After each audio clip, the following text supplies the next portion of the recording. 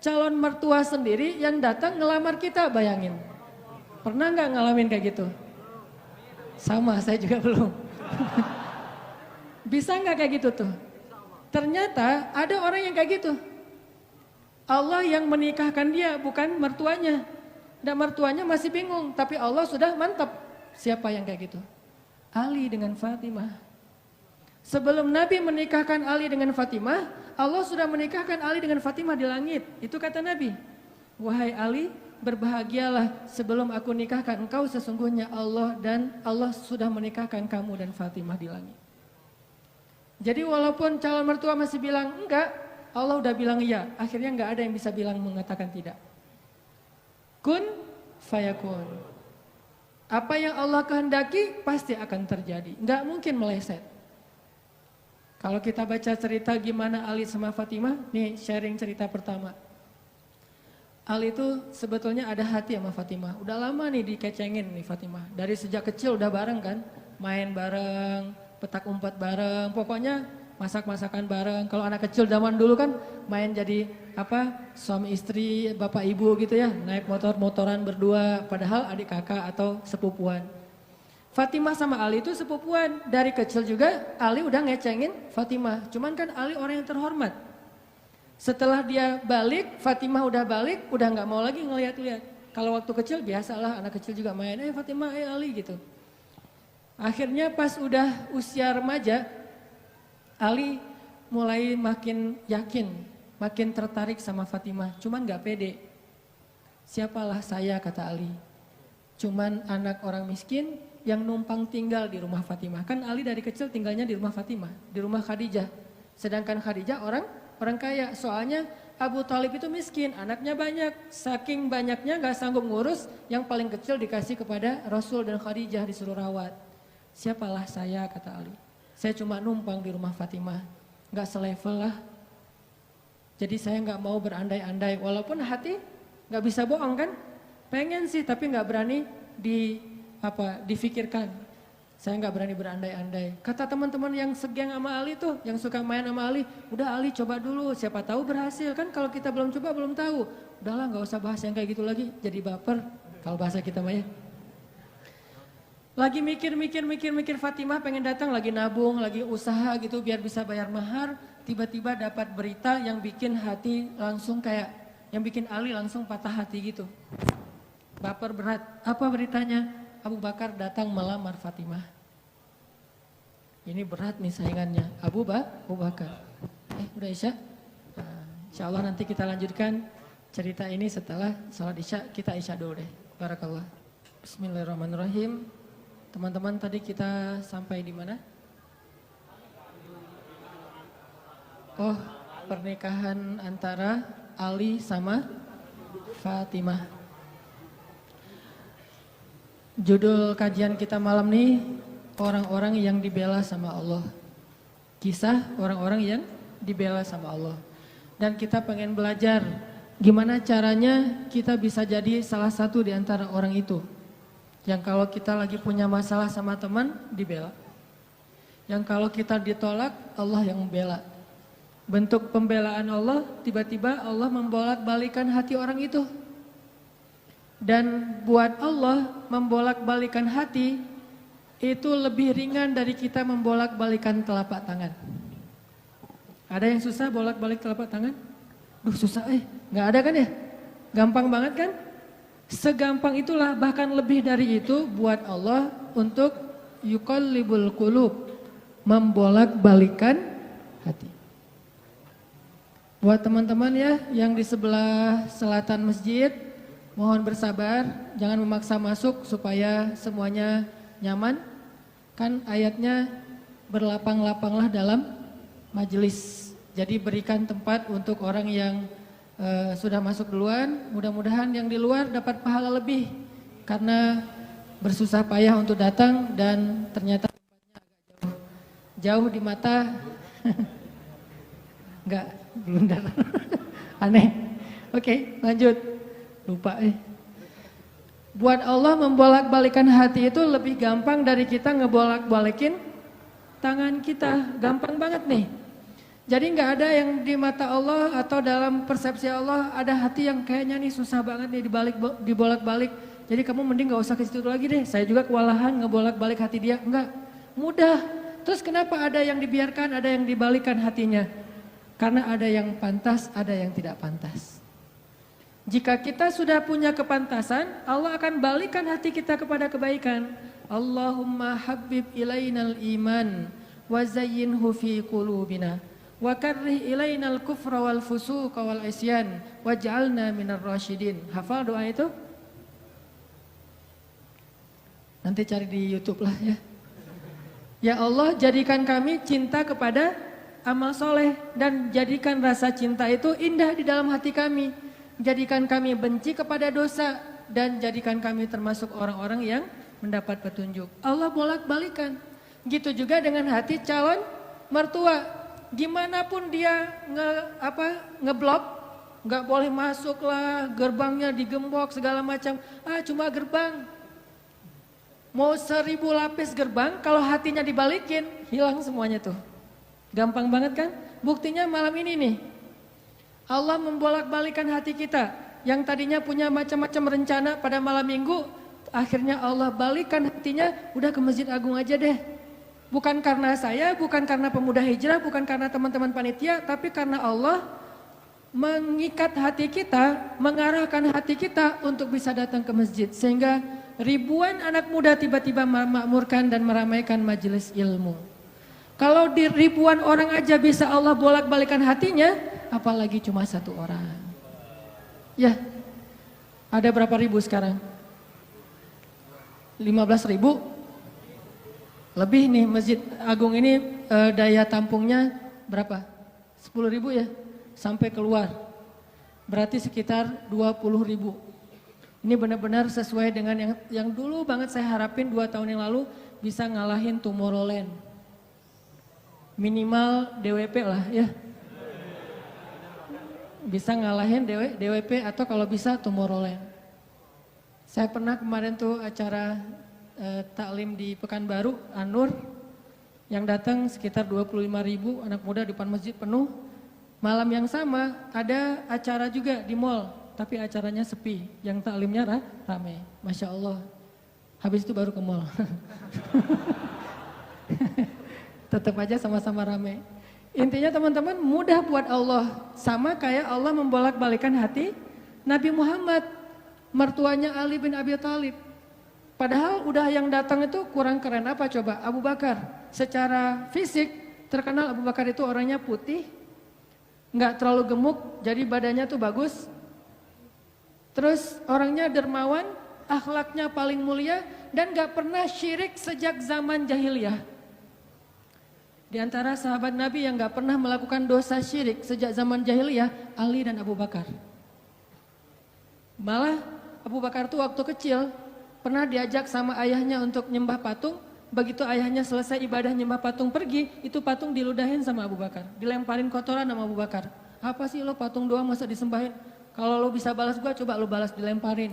Ternyata nggak balas. Dari kecil juga Abu Bakar itu udah nggak pernah syirik. Orang yang sangat terjaga hanif. Dan julukannya juga sama dengan julukan Nabi Ibrahim, Siddiq.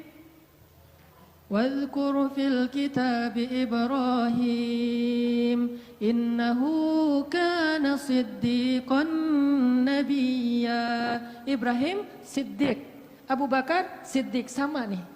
Bahkan Nabi sering membandingkan Abu Bakar sama Ibrahim. Engkau wahai Abu Bakar seperti Ibrahim. Engkau wahai Umar seperti Musa. Ya iyalah Umar ya. Musa kan gak sengaja noel orang langsung meninggal kan ya. Melihat Bani Israel agak ramai gitu, lagi mau gelut sama orang Kipti. Karena Musa kasihan kepada Bani Israel yang lemah, akhirnya dia cuma ditakol dikit lah si orang Kipti ini teh. Cuma apaan sih lo? Meninggal. Belum diginiin, baru gini doang coba. Jadi kalau dulu ada ultimate fight, kayaknya Musa tuh juara bertahan tuh. Nah kalau di zaman Nabi, orang kayak Musa, Umar. Jawara Quraisy. Kalau ada yang macam-macam sama Umar, lo berani sama gue. Nih lo lihat nih. Nggak ada yang berani sama Umar. Kalau lo pengen istri lo jadi janda, Anak lo jadi yatim, lo tunggu gua di belakang gedung itu. Gedung, bukit, nggak ada gedung dulu teh. Nggak ada yang berani nungguin Umar, lancar aja tuh hijrahnya. Artinya Abu Bakar tuh sering dibandingkan kayak Ibrahim. Terus dengan Nabi akrab banget tuh Abu Bakar. Jadi kayak soulmate-an berdua tuh. Belum dapat risalah Islam juga, Nabi itu kalau jalan sama Abu Bakar jalan yuk kemana, ngopi kalau bahasa kita teh, ngopi sama Abu Bakar berdua. Dari zaman sebelum Islam juga Nabi itu dalam tanda petik udah sering ngopinya sama Abu Bakar. Coba, enak nggak nolak teman ngopi kita?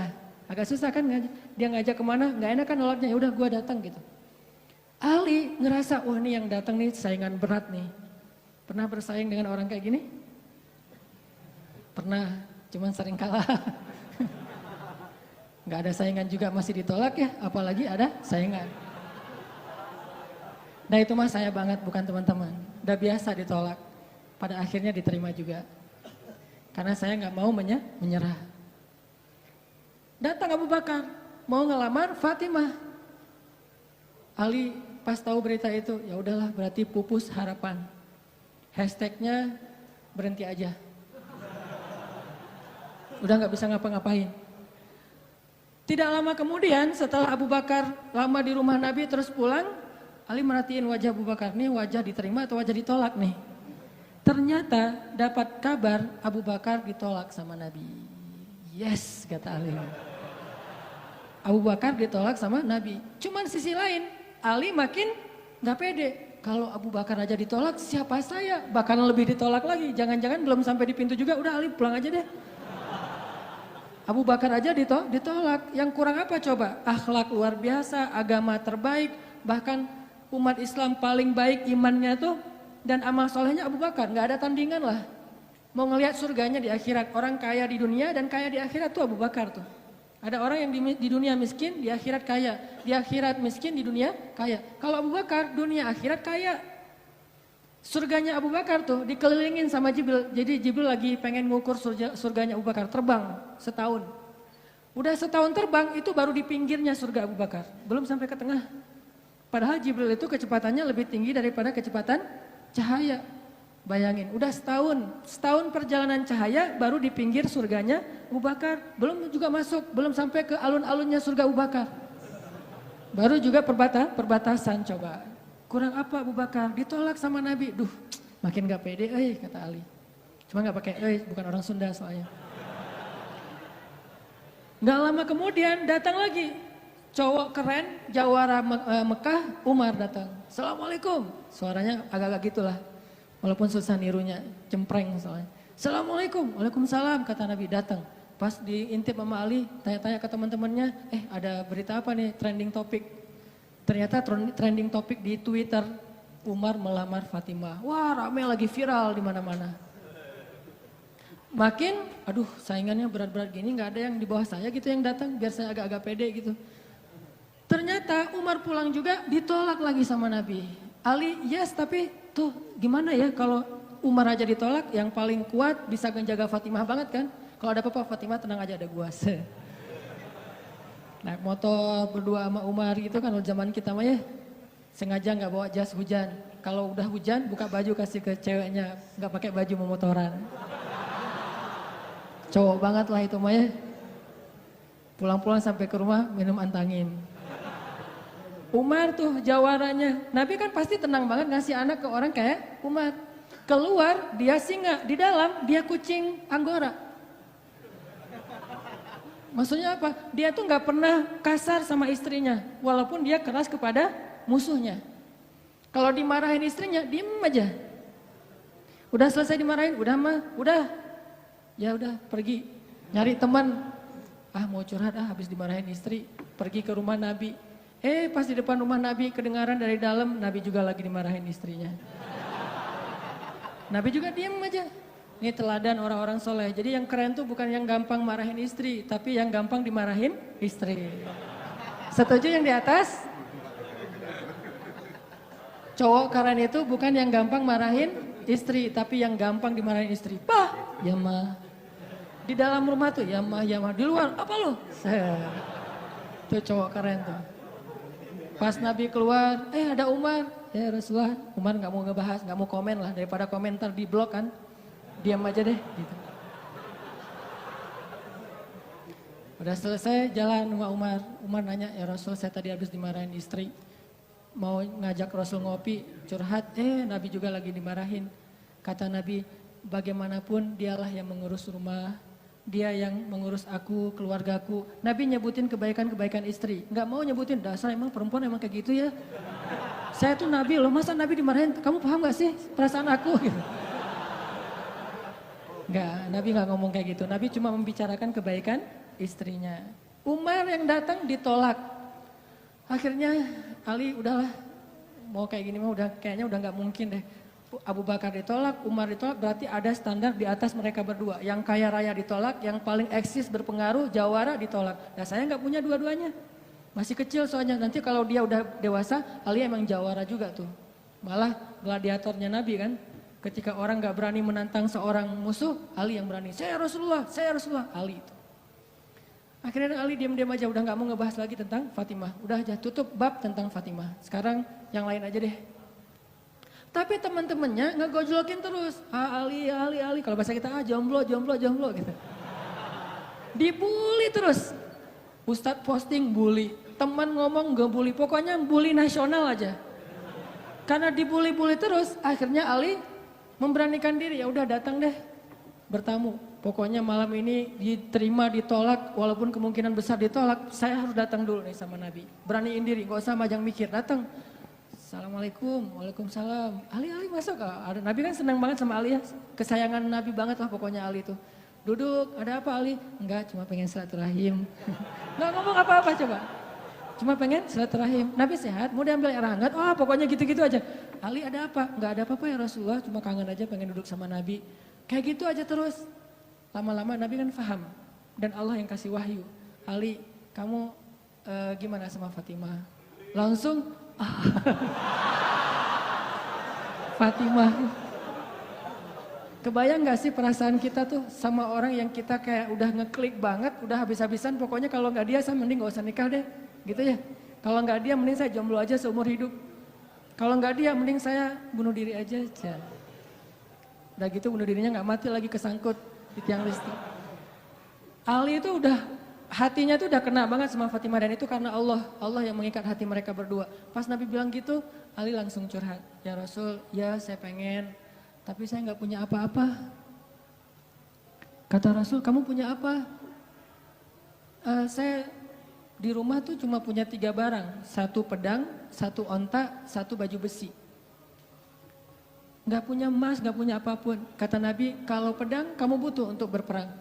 Onta kamu butuh untuk mengangkut air. Ya udah deh baju besi aja, bawa ke sini baju besinya. Untuk jadi mahar buat Fatimah. Beneran Rasul baju besi? Itu bajunya besi loh Rasulullah, bukan yang tangan kayak gitu apa, cincin. Gak apa-apa kata Rasulullah. Keluar Ali, Allahu Akbar, Allahu Akbar. Orang-orang pada heboh, langsung muncul lagi trending topik hashtag Ali diterima. Coba. Kata Nabi, wahai Ali, bergembiralah, berbahagialah. Sesungguhnya sebelum aku menerima kamu, Allah sudah menikahkan kamu dengan Fatimah di langit.